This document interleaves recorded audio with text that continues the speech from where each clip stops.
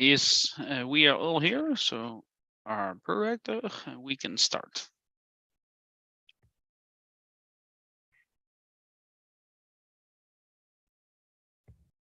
Thank you.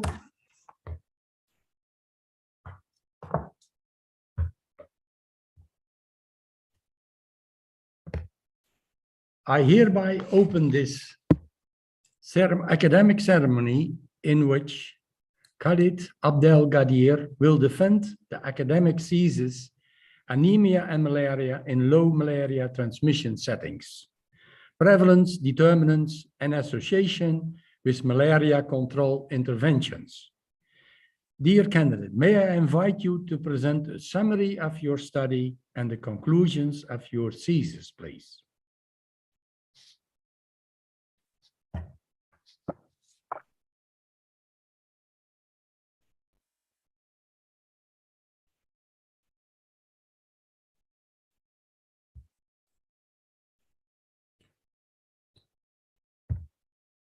Dear Pro-Rector, committee members, supervisors, family, friends, and colleagues. In the next 15 minutes, I'm going to present a summary of my thesis entitled Anemia and Malaria in Low Malaria Transmission Settings, Prevalence, Determinants, and Association with Malaria Control Interventions. As you know, anemia is a state where the red blood cells have reduced capacity to transport oxygen to body organs. Many health problems are known to cause anemia, with iron deficiency accounted for half of its burden, followed by infections, including malaria. Research has identified many risk factors for anemia and its consequences, and malaria is included in this list. Malaria can lead to anemia in different mechanisms, including hemolysis of parasitized and unparasitized red blood cells, dysfunction of the bone marrow, and different mechanisms, including the spleen. In high transmission settings, exposure to repeated malaria infection can lead to chronic anemia. Estimating to what extent an area is endemic with malaria is measured by the parasite prevalence in the community among children 2 to less than 10 years. On the other hand, malaria transmission is typically measured through the annual entomological inoculation rate, which is the number of effective mosquito bites per person per year. Due to ethical limitations, malaria endemicity is used to measure transmission. This map, developed by Malaria Atlas Project, represents the level of transmission for the year 2016, with areas in red colors denotes the highest transmission, moving towards lower transmission as the color change. Malaria interventions could benefit individuals who are using it, but some could go beyond that and work as community protective interventions. For example, malaria diagnosis and treatment reduce and prevent complications and deaths in infected individuals. But early diagnosis, when followed by effective and prompt anti-malaria treatment, could eliminate the parasite, thus reduce transmission. Insecticidal treated bed nets and indoor residual spraying protect individuals through their residual insecticide, thus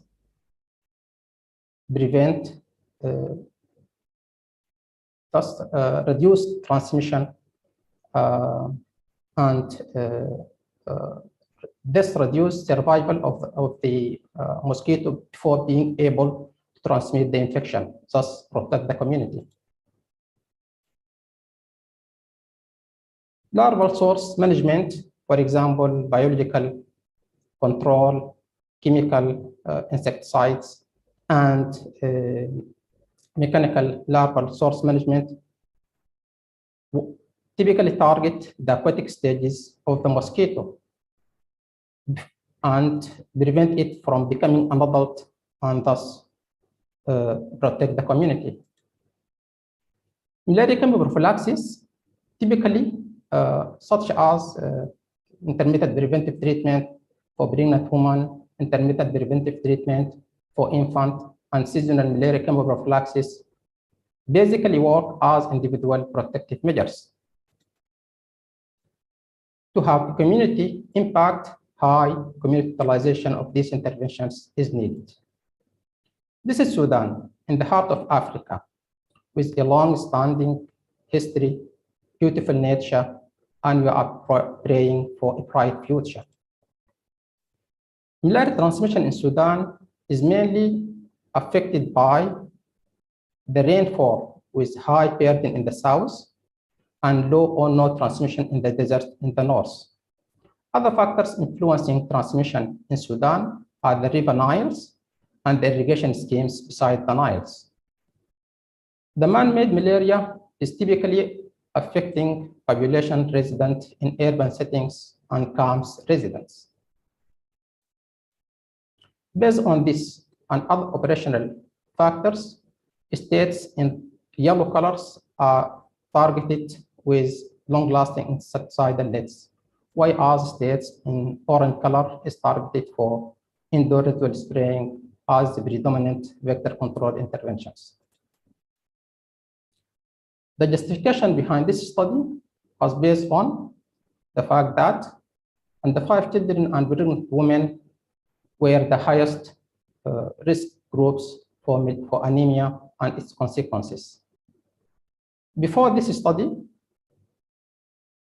the level of malaria burden in Sudan is based on estimates from the WHO, World Health Organization, small-scale studies, and all data from subnational survey.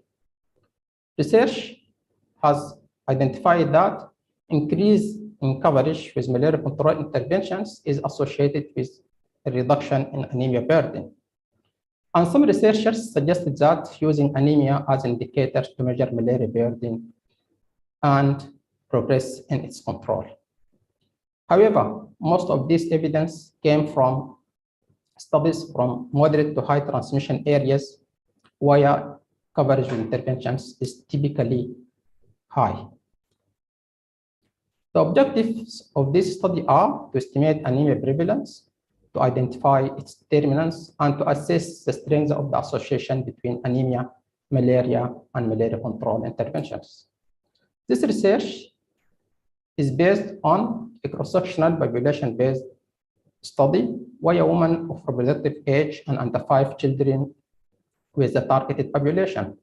Questionnaire was used to collect data. Hemoglobin and malaria infections were measured using standard techniques and procedures. This study was part of the Sudan Malaria Indicator Survey. Now, I'm going to present what we learned from this study. This study showed that 1 in every 2 children and 1 in every 3 pregnant and non-pregnant women were anemic. The burden in under 5 children in Sudan was described as severe public health problem in most of the states, whereas it is described as moderate to severe public health problem for pregnant women in most of the states. This study also showed that malaria prevalence among children under 5 in camps are exposed or having a low prevalence of anemia compared to rural children, whereas non-pregnant women resident in camps are exposed to higher anemia prevalence compared to rural non-pregnant women. Further, this study identified no statistically significant difference in anemia prevalence for non-pregnant women by type of place of residence. This study also showed that younger children are exposed to higher risk of anemia compared to all the children. Children resident in camps are exposed to lower risk of anemia compared to children living in rural areas. And maternal anemia was associated with childhood anemia.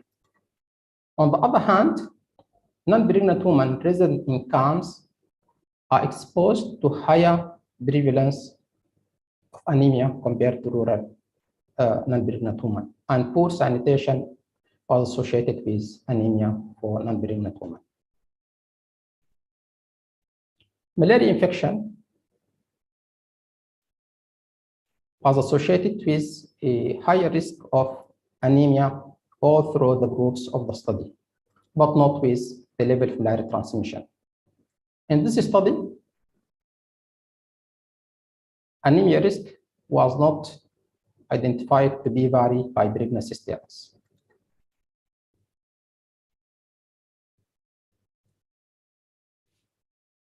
Community utilization of interventions, of malaria control interventions in our study is generally low, except for indoor residual spraying and relatively for diagnosis, as could be seen in this graph. Now, I'm going to reflect the effectiveness of malaria control interventions on malaria infection. This study showed that increasing coverage with indoor residual spraying was associated with a low risk of anemia, and increasing community utilization of malaria diagnosis is associated with a low risk of anemia. But increasing level of community utilization of insecticidal treated bed nets was associated with a high risk of anemia, a high risk of malaria infection, sorry. And since this was not biologically plausible, this could be explained in terms of higher utilization is driven by high burden of the malaria infection, the theory of reverse causation effect. The low risk of malaria infection that was identified as associated with individual use of insecticide nets further support this assumption.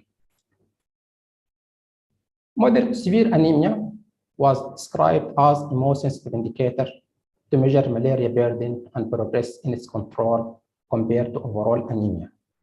But in our study, few cases of moderate to severe anemia were reported as shown in this graph. This study further identified that there were no significant association between malaria control interventions and anemia, overall anemia, and moderate to severe anemia. This low frequency of moderate to severe anemia and the lack of association between malaria control interventions and anemia lead us to conclude that malaria is not the leading cause of anemia in low malaria transmission settings. This study is not without limitation. For example, this study was basically inserted into the malaria indicator survey. So many risk factors of anemia were not included in this study. Further, malaria infection was assessed in this study by histidine-rich protein rapid diagnostic test, which is known with its own limitation. For example, infections with parasite with a deletion of histidine-rich protein 2 or 3 may not be picked up by this test. Further, rapid diagnostic tests that identify or diagnose 2 infections at the same time may have a reduced sensitivity to one of the 2 infections at least. 3, pregnancy status in this study was not validated by any test or procedures and was only dependent on the response of the study population. To conclude, anemia burden in Sudan is moderate to severe public health problem. This state called for immediate actions and implementation of relevant interventions both in camps and the host community, taking into consideration the identified risk factors. 2, only residual spraying with insecticide and community utilization of malaria diagnosis have demonstrated an impact on malaria infection. This is more likely due to their relative high community utilization. Thus, barriers of coverage and utilization need to be removed in order to see an impact. 3, the lack of association between anemia and malaria control interventions and the low prevalence of moderate to severe anemia means that anemia is not a suitable indicator to measure malaria in low malaria transmission settings. By this, I come to the end of this presentation. I would like to thank all those who were involved in the thesis or supported me. Thank you all. Now the floor is back to you, Pro-Rector.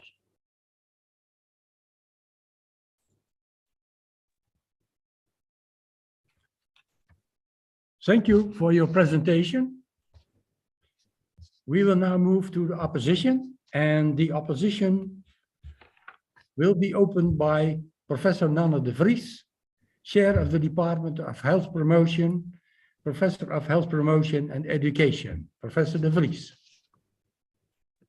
Thank you very much. And let me first congratulate you with this, with the book and the studies that you report in that book, of course. I think, well, you know, the themes, anemia, malaria, socioeconomic determinants, etc., they're very important. I think not only for the Sudan, but for more areas, especially in Africa. So I commend you on that. And I also think it is really an accomplishment to do this while you were the director of the Center for Malaria Control or the Malaria Control Program in the Sudan. I know that that's hard work, and then still doing this scientific work on the side is really appreciated by us. And my congratulations, of course, also to Dr. Gubbels and Professor Adam and Professor Kremers, because they've been helping you with this, I hope. But now let's turn to the questions. And my first question actually is a very easy one. Could you tell me something about the relative prevalence of malaria in the Sudan? I think my suggestion would be that it's rather low. Thanks, highly esteemed opponent, for the words and for the time and for the questions. Yes, generally the malaria prevalence in Sudan is low, around 3.3% in general, but this varies. So some areas have relatively high prevalence, could reach up to 7 or 8% in some states, which is still categorized as low transmission. Still, if I compare to other countries, it still is, well, let's say modest at least. And I also saw, I didn't see that in the book, but you know, in the presentation, which was very clear to me, you showed those two pictures, and one was actually the distribution of prevalences of malaria, and the other one of anemia. And at a superficial interpretation, I did not see any correlation between those two.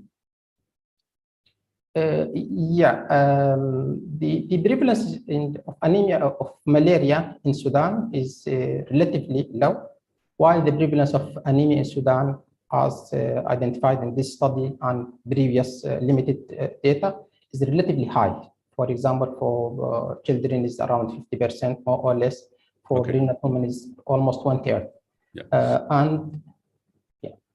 So I get to the real question. Why study the relation between anemia and malaria in low prevalence settings, in low transmission settings? What is the real reason to be very interested exactly in that? Yeah, because from research and from evidence, it is generally stated that malaria is associated with anemia, and evidence from previous study in Sudan also identified that malaria is associated with anemia. But I elaborated more in my study, and I identified that anemia is associated with malaria infection, but not with the different level of malaria transmission. So by this, I come to conclude that interventions may vary based on the fact and findings from my study. So for example, to have interventions for malaria benefit anemia, we may basically implement effective case management, early diagnosis, and prompt treatment, rather than the, for example, intermittent preventive treatment for pregnant women or for children, which is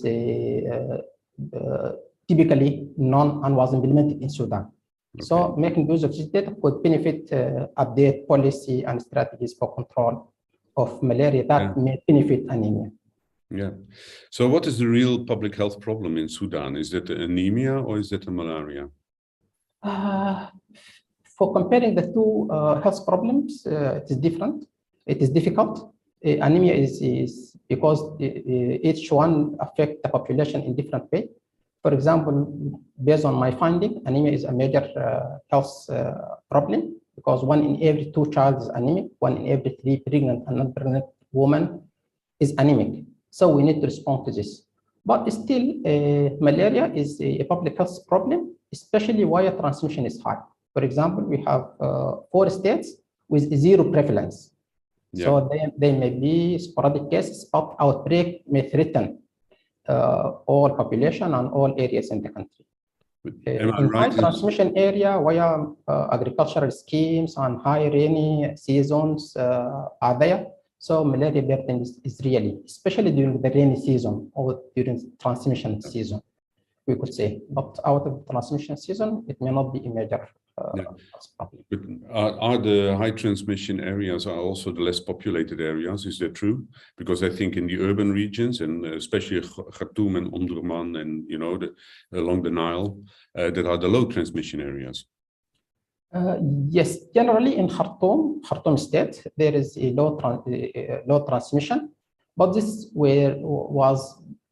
is actually because of the interventions implemented. Khartoum was at one time having a relatively high prevalence, but due to implementation of larval source management extensively in all urban parts of the Khartoum state, including even the small irrigation schemes in Khartoum, malaria burden has reduced to lowest in Khartoum. Okay. But still, there are some sporadic cases and burdens. So malaria in Khartoum is less affected, and Khartoum is a large state, it's a large populated state. We could say almost 1/4 of the population were living in Khartoum.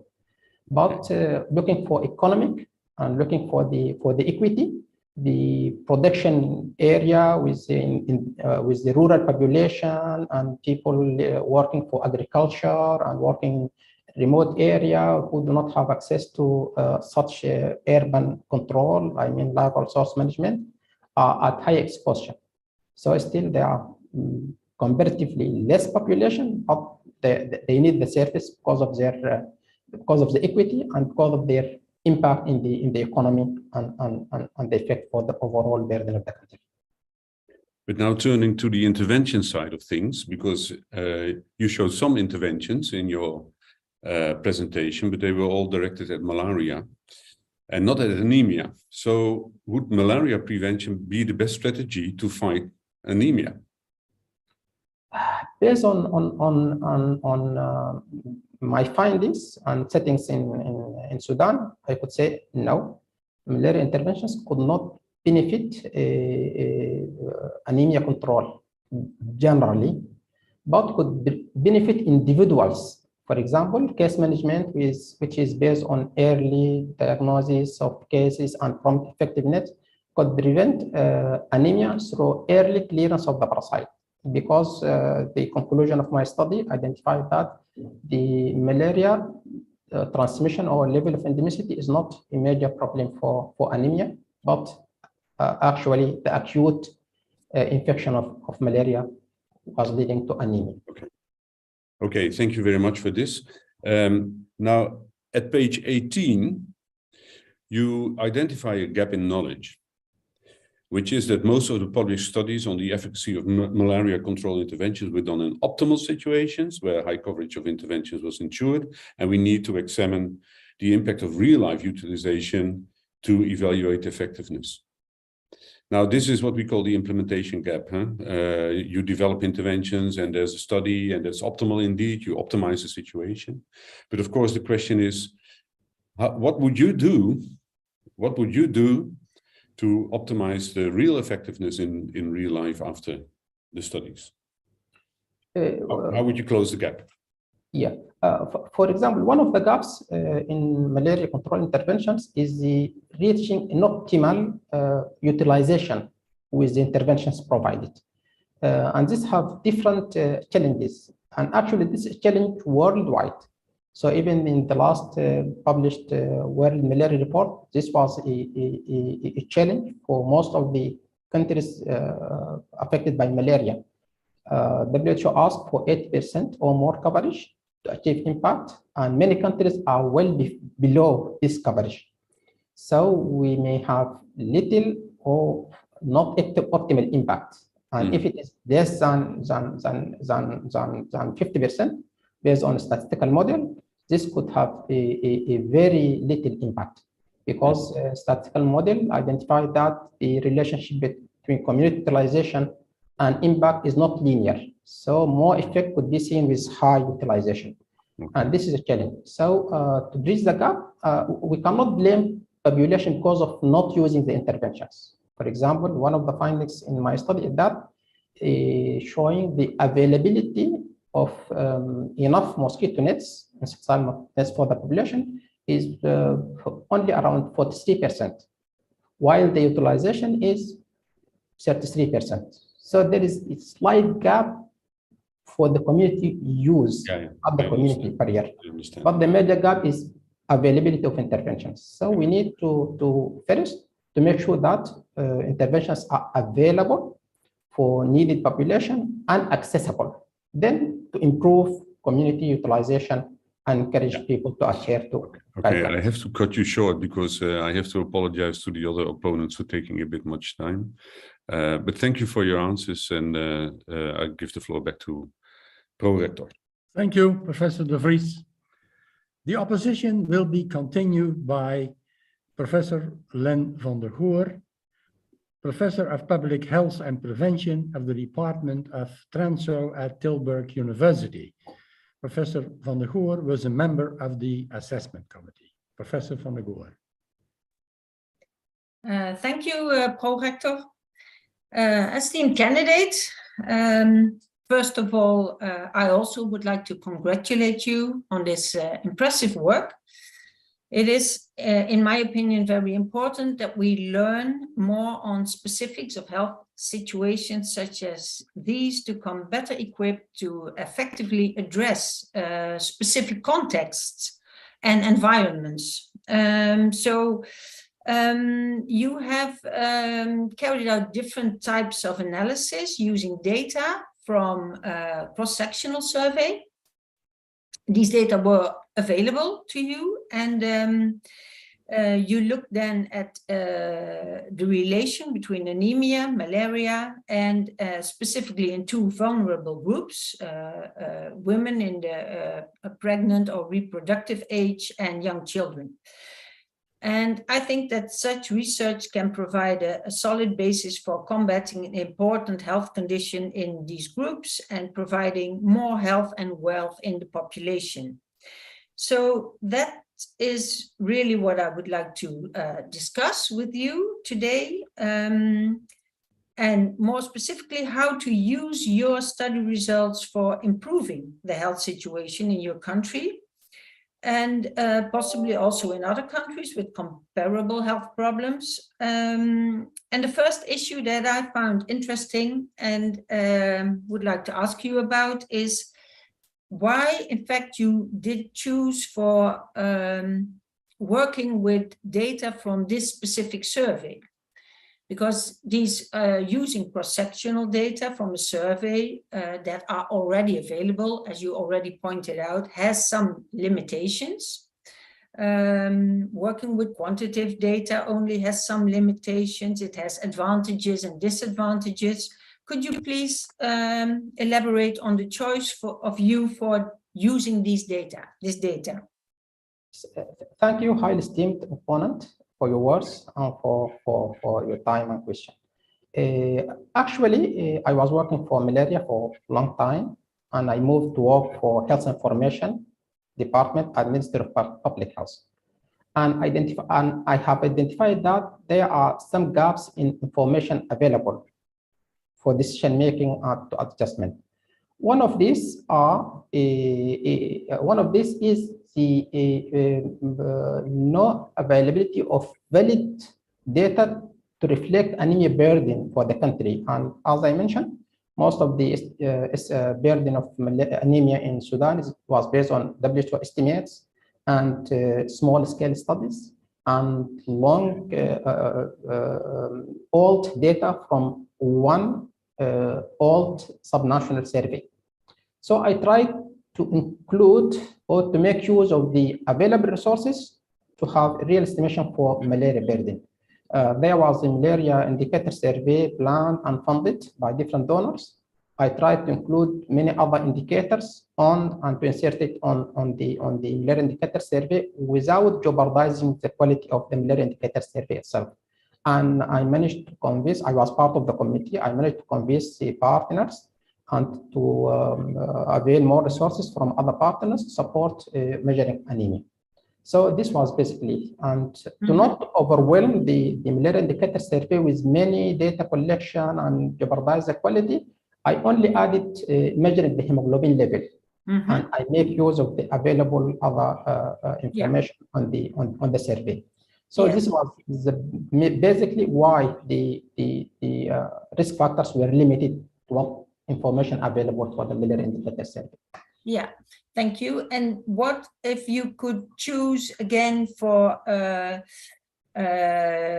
trying to, you have now a solid base for measuring prevalence. What would you like to add? What kind of data? Did you miss anything in this data, or what would you change if you could expand this survey? What kind of data would you like to add to these? Yes, from previous study, many other risk factors for anemia were elaborated and studied, and I added socioeconomic status and the relationship with malaria intervention. So each one could complement the other. But as I mentioned, part of the limitation of the study is other risk factors were not included. For example, I could include the effect of pregnant women, for example, and children, the use of hematonics, for example, iron supplements and folic acid, and to assess if this could make a difference for the anemia and outcome. Other, for example, pregnancy stages, early pregnancy, late pregnancy, parity of the pregnant woman, for example, she is the first pregnancy or all the pregnancies, and using of, for example, of pica, which is common in Sudan, if this affect, and other risk factors. One more is to validate the measurement of or the assessment of pregnancy status with a pregnancy test, for example, as a simple test could be done on the field. So that I'm sure that. Would you like to add more qualitative data to these also, or would you keep to the quantitative data? Yes, sure. There are some identified issues from this study and previous study. We need to elaborate more. We need to understand more of why rather than how or how much, and differentiate. So, for example, based on this, we could include it with the original study, or we could include as a follow-up study. For example, after we identify there are certain population with certain behavior or certain risk, we could target this for a next round of survey and develop, for example, group discussion with them or another questionnaire to identify why they are at this high risk compared to the other population. So qualitative data would add a lot. Yeah, thank you.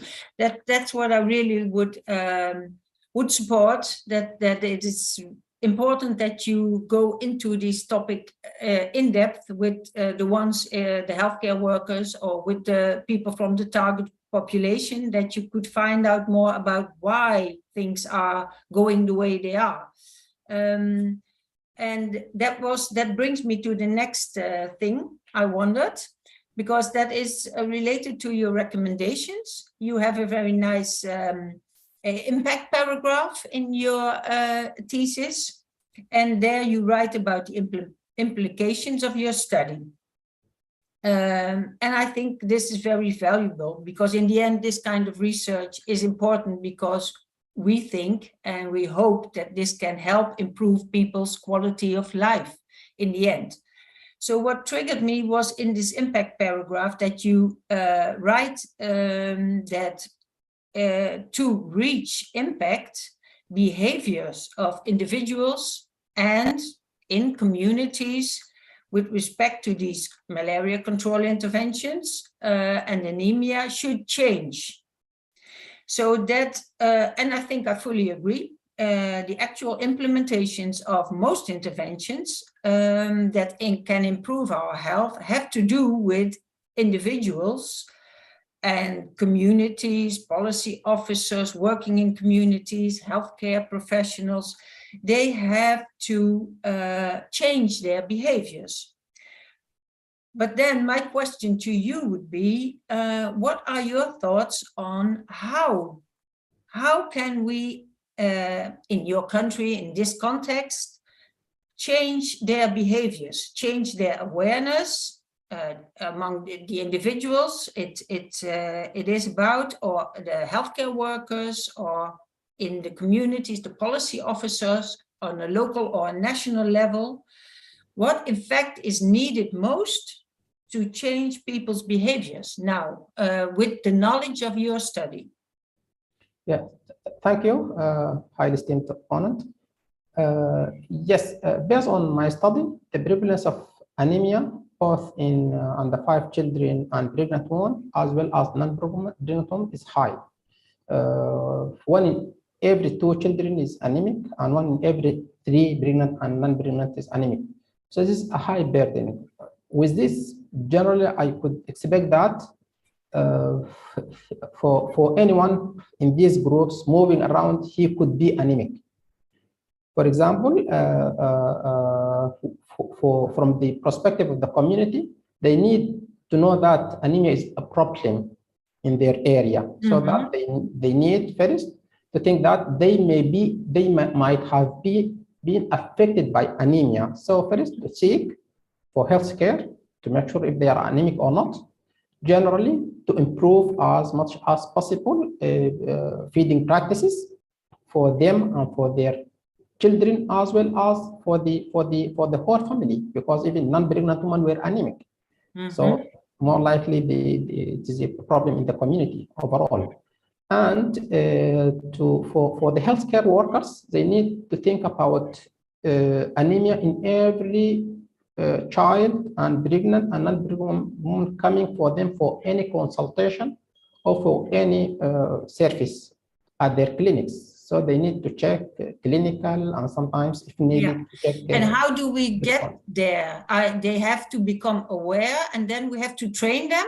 Or what are your ideas on that? If it's just a short answer, please, because the time is running out for me. Yes, a short answer is that we need to communicate with healthcare workers through different channels of communication, that anemia is a burden in the country. You need to follow certain protocols or guidelines, and you need to pay attention and taking care of your patient and client. Yeah, okay, thank you. I will give the word back to the prorector. Thank you, Professor van der Goor. The opposition will be continued by Dr. Mohammed Mukhayer, Associate Professor of Public Health and Health Promotion at Jazan University. Professor Mukhayer also was a member of the assessment committee. Dr. Mukhayer. Thank you, Prorector.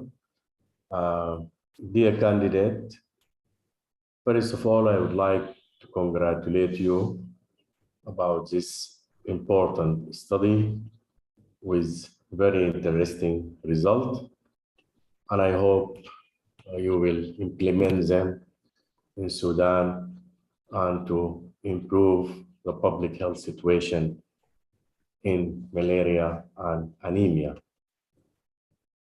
I have two questions. The first question is in chapter 4. You mentioned that indoor residual spraying, IRS, is associated with malaria infection in rural areas than urban.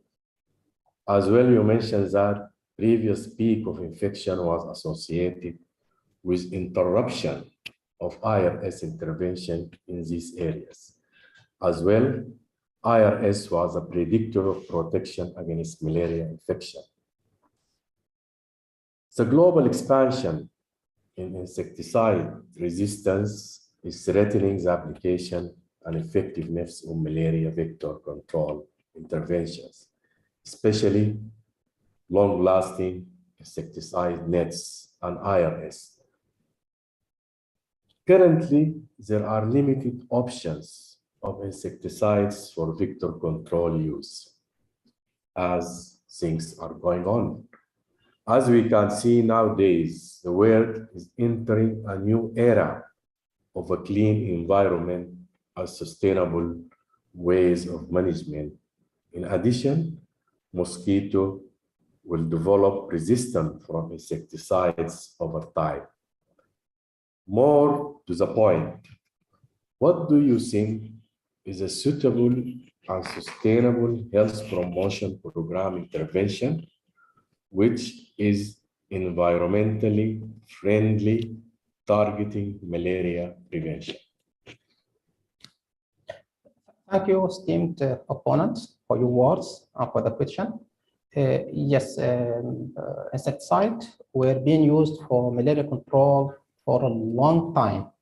And insecticides and generally pesticides are not only used for malaria control. It is used for other vector control, and pesticides are used for other agricultural purposes with different doses and different insecticides, pesticides. But more or less, they are sharing to some extent the same chemical component or molecules in general.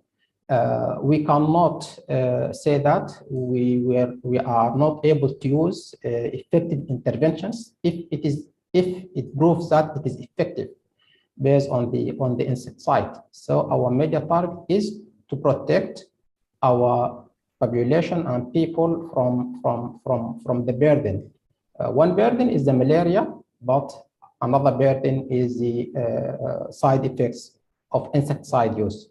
So if we have other options that could have a better result, or at least the same result of preventing our population rather than using insecticide, then this is the best. Nowadays, insecticide-based interventions, for example, long-lasting insecticide nets and indoor residual spraying, are the major two recommended interventions by the WHO because of their impact, and we do not have other alternative. Also, insecticide being used for larval source management, larviciding. We can have some measures to reduce and to govern the implementation of these insecticides so that we are reducing the impact and the side effects on our population. So that we are having a more safer environment, but it's not zero hazard. Further, and nowadays there is an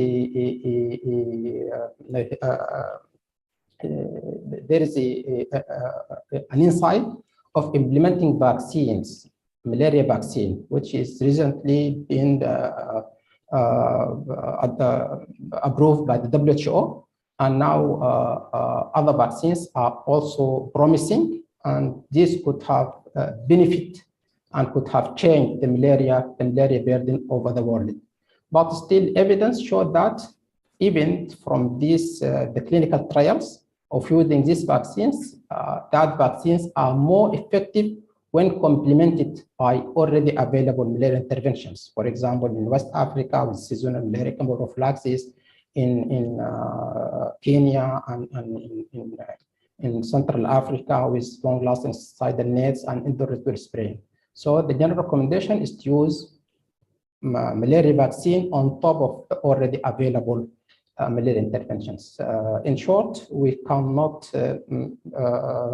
avoid using insecticide-based interventions unless we have an effective other options and other interventions. We hope for a clean environment, so we need to implement interventions and measures to reduce the impact of these insecticides. Okay, thank you. My second question is about chapter 3, page 37 results.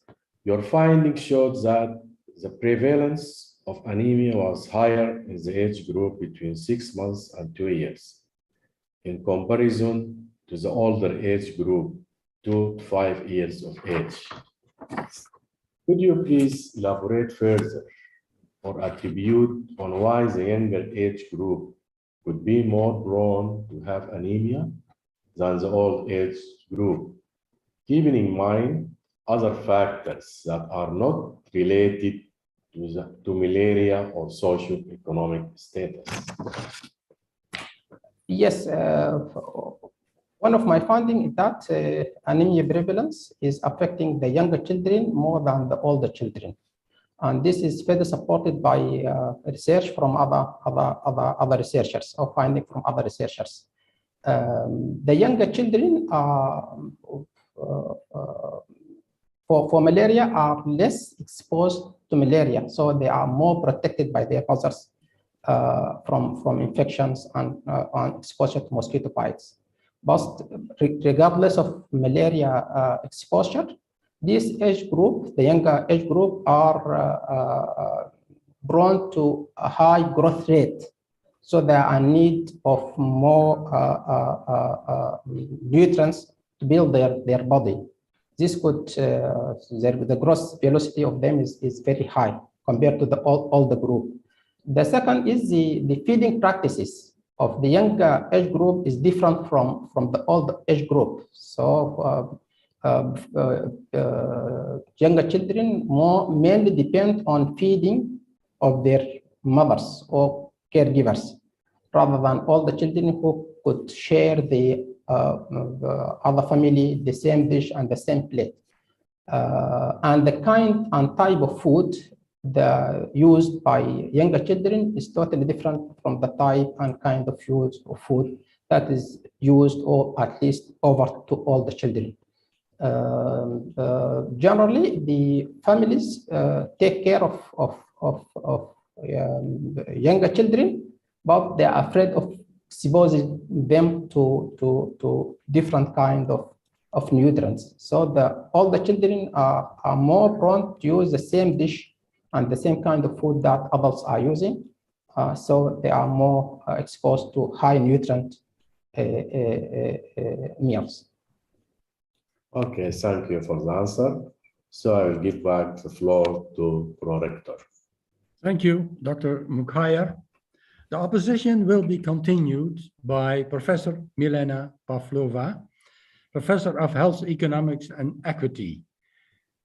Professor Pavlova was not a member of the assessment committee. Professor Pavlova. Thank you. Dear candidate, congratulations for finalizing your PhD study and for preparing this valuable thesis. And also congratulations to your supervisory team. It was impressive to see that 3 of your core chapters are published in respectful journals, which is an excellent achievement and also an indication of quality of your dissertation. I would like to discuss with you chapter 4 and 5. In these chapters, you studied the impact of malaria control interventions on malaria infections and also on anemia. And you use regression analysis to achieve this objective. And my first question is related to the choice of the methods. As we know, regression analysis only certifies associations, but not necessarily impacts and effects, which is your aim in those chapters. The possibility to study causal relations through regression analysis depends on the independent variables that you have selected. And there are a lot of problems that are related to interactions, self-selection, and reverse causality, which need to be overcome before we can talk about causal effects. Do you think that these kind of problems have played a role in your regression analysis? Thank you, highly esteemed opponent, for your words and for the question. Yes, as you mentioned, this method of studying the relationship or the causation between interventions and the impact is not the optimal design, but this is what is feasible for me, making use of the data available. So it only gives an estimate of the strength of the association between the interventions and the outcome. So it could have been affected the findings based on many factors you have mentioned that could play a role in identifying or not identifying the right outcome of the impact. So I stated in my thesis, I was interested to measure the strength of the association, and I was interested to reflect the effectiveness of the community utilization of the interventions on the different outcomes. So thank you.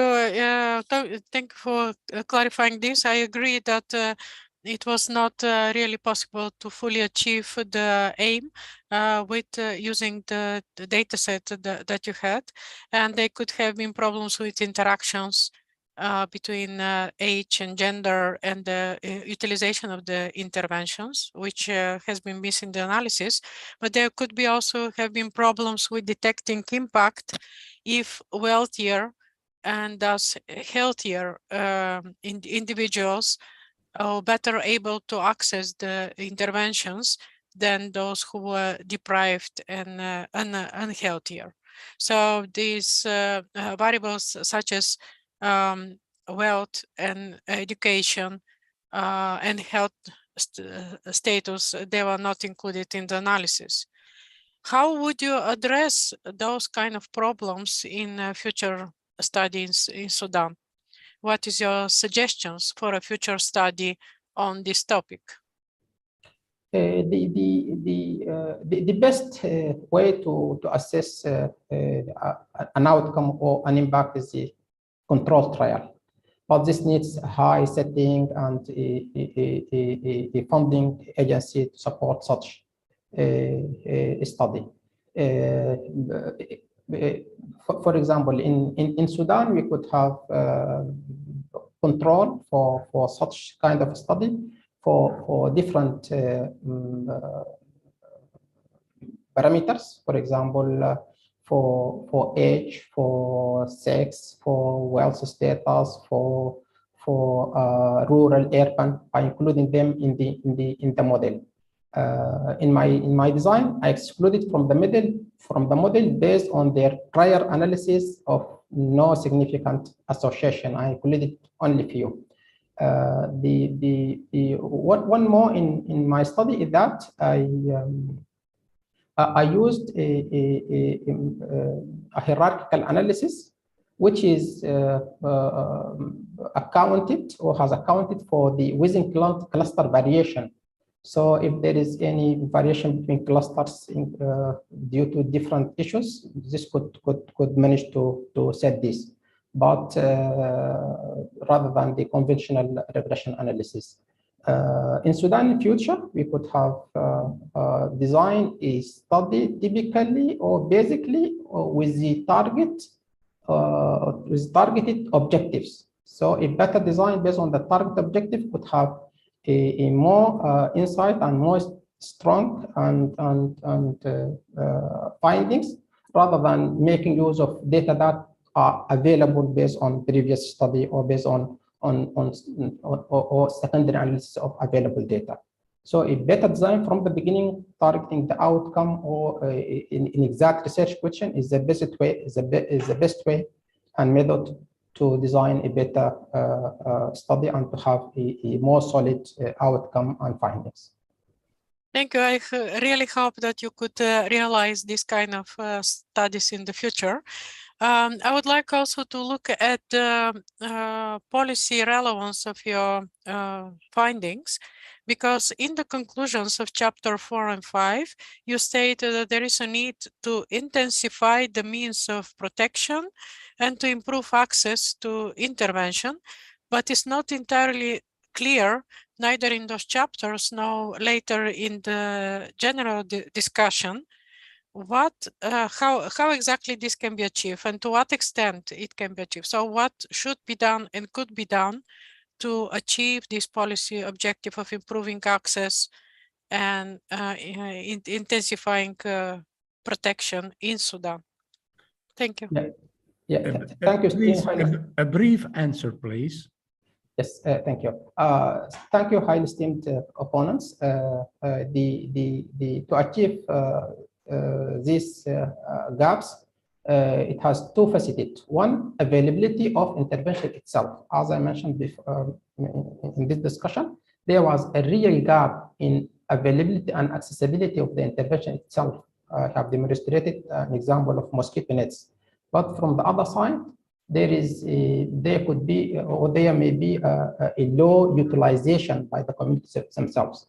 So we need to work with donor, program managers, and policymakers to have resources, interventions available and accessible, and from the community to improve through advocacy and communication, the utilization and proper use of this intervention. Thank you very much. I give back the word to the prorector. Thank you, Professor Pavlova. The opposition will be continued by Professor Rick Crutzen, Professor of Behavior Change and Technology, University of Maastricht. Professor Crutzen was a member of the assessment committee as well. Professor Crutzen. Thank you, dear prorector. Dear candidates, also, of course, my compliments on your work. I think a very highly relevant public health topic, also in interesting setting, as you discussed already with the first opponent. And I think in your thesis, you clearly indicate the knowledge gaps in the introduction. That was very pleasant to read. You also managed to publish parts already, and I actually was also impressed not only by the quantity, but also the diversity of all the other publications you were involved in. So I think you're really knowledgeable in the field at large. So a big compliment for that. In view of the time, I think I immediately jumped to the second part of my questions that I had in mind. And then that is about chapter 4 and 5. And basically, if I sum it up, and I think you literally write it in your conclusion, that you did not establish an association between any of the interventions and overall anemia or moderate to severe anemia. So maybe a very simple question to start with. Do you think we have enough information at the moment to actually start developing interventions? Excuse me, can you repeat the question? Do we have enough information to develop interventions to target these health problems? I could say simply no. We do not have enough information to target developing suitable interventions. We have, over decades, the research community improved the knowledge and gaps in information to develop the interventions, but there are major gaps in terms of malaria and understanding malaria and the malaria parasite to develop the interventions, especially when we look for the example of malaria vaccine. Still, there are major gap in the knowledge for developing an effective malaria vaccine, and still the international community is learning from practice of the information to develop effective interventions. There are so many complicated issues, including community behaviors, policy-related issues, interventions itself, the parasite, the vector, the human host, and so many dilemma. The community of knowledge is growing and is building up, but still there are gap for the knowledge to develop a proper intervention. So Yeah. still more need to be done. Yeah, okay. That I think that you clearly indicated. And I think in your answer, you also already mentioned the behaviors. And I think you also discussed that with Professor van der Goor. And I was also, like, when reading your thesis, you, of course, obtaining a PhD in the Department of Health Promotion. And so we do a lot of development and so on of interventions. And in all these development frameworks, one of the first steps is, like, what is the behavior that you want to focus on? So in your idea, and I've understand your answer that we still need to know a lot more. But what would be your key target behavior if you would go for an intervention as a first step? The key behavior is the seeking behavior. This is a key behavior from the community perspective to respond to the malaria intervention. Treatment seeking behavior, preventive adherence to preventive interventions, for example, use of insecticidal treatedness is associated with low adherence, and acceptance of IRS is challenged by different different areas, and yeah. Thank you for your answer there. The beetle cut us short there, but I'm happy to discuss on another occasion. Thank you. Thank you, Professor Krutse. Khalid Abdelgadir, the time appointed for defending your thesis has passed. The degree committee will now withdraw to discuss the quality of your thesis and your defense. I request that you and your company await the results of our deliberations and our return.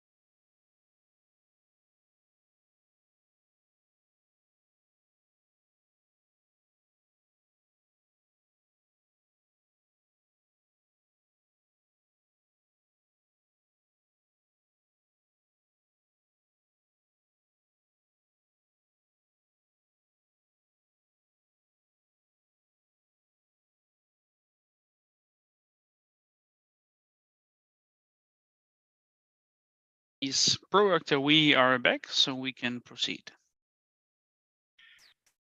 Khalid Abdelgadir.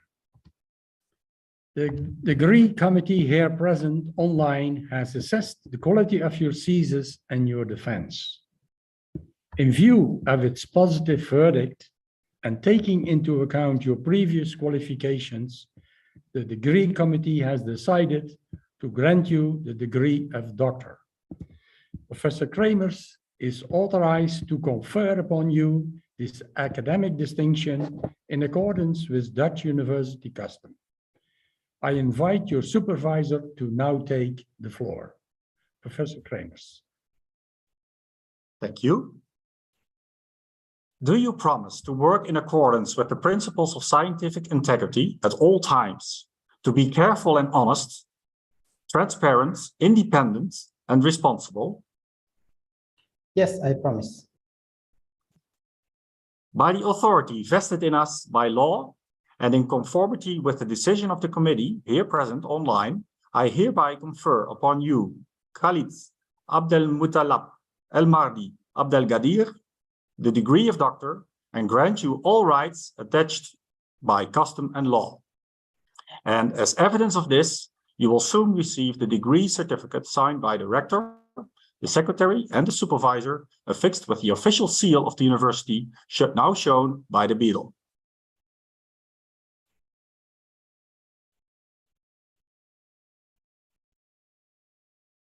Thank you, thank you, thank you, thank you, thank you, thank you, thank you, thank you. Thank you.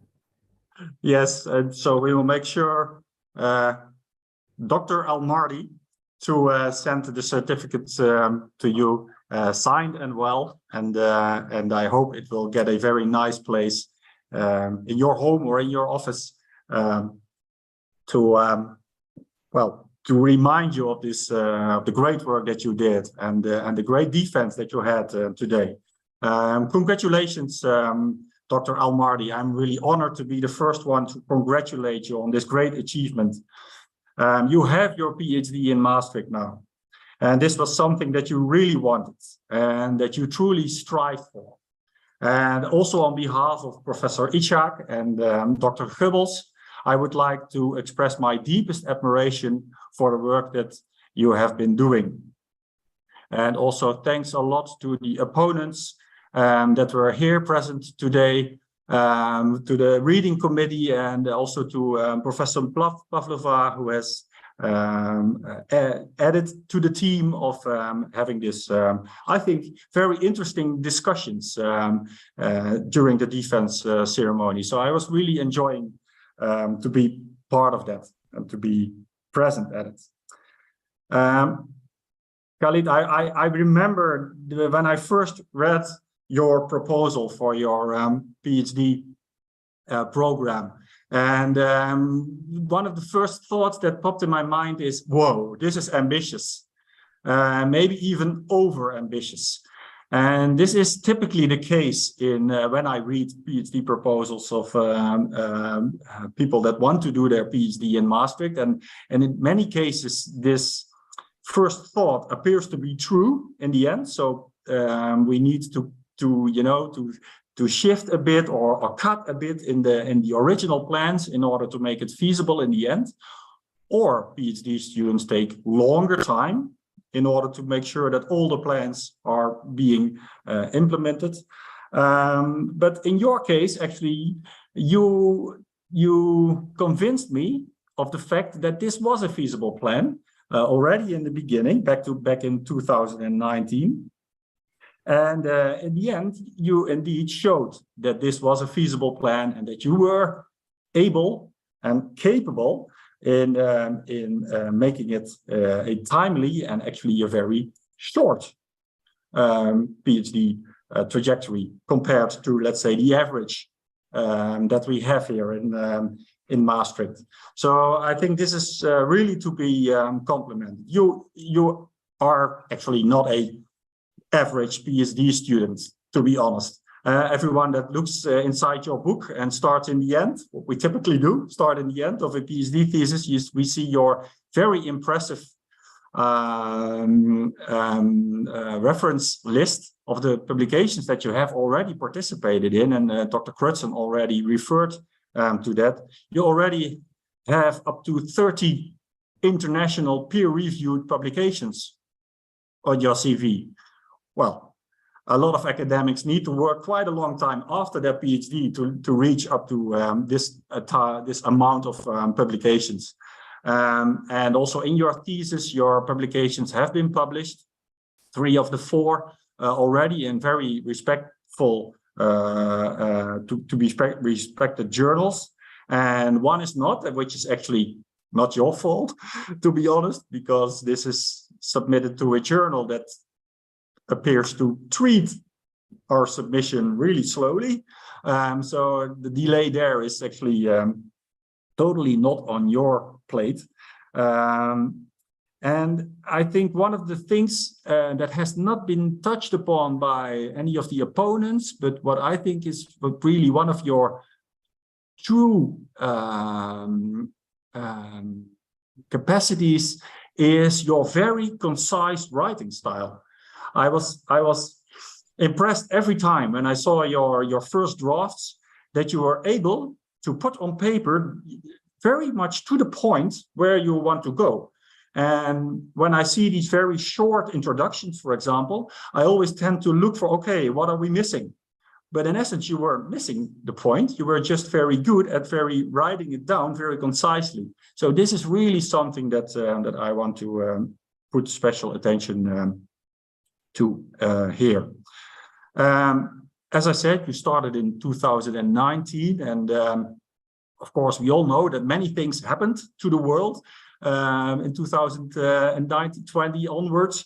But especially in Sudan, of course, the situation has not improved in these years. Actually has been more and more detrimental in all kinds of aspects, and not in the least the political stability in your country. So this is also a contextual factor that needs to be taken into account in valuing the achievement that you have done. You managed to keep on track. And you have never actually complained. You were all actually, in fact, you were always very positive, as you also showed today.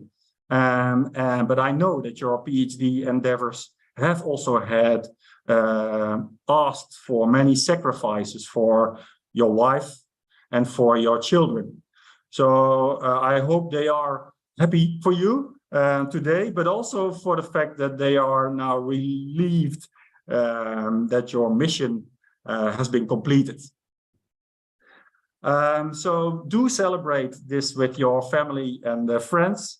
And on behalf of Jessica and Professor Ishak, I wish you all the best in your future career.